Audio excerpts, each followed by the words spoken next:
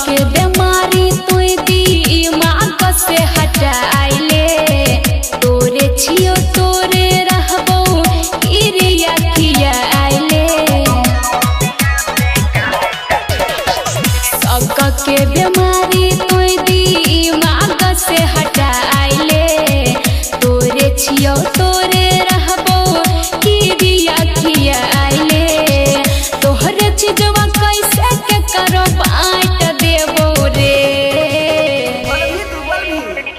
देखा जे तोहरा कोनो छोरा संग में दबिया से काट देबोगे। अच्छा हुई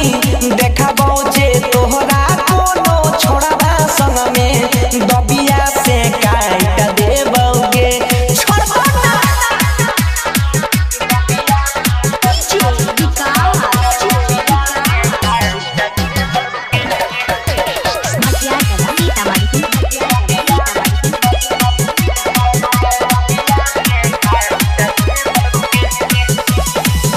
हमरा पछूठा इल्जाम तू लगाबै छी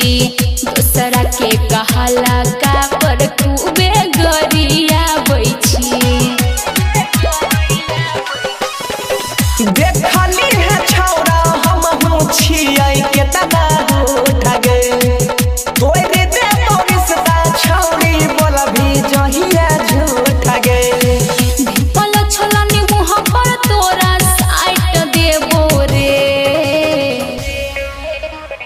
देखा जे तोरा कोनो छोड़ा संग में दबिया से काट देबोगे।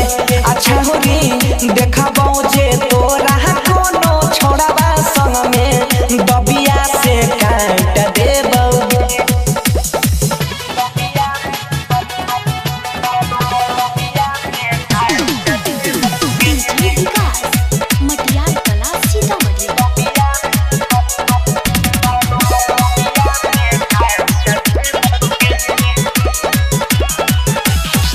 हमरा लगै छौ तोहार मारल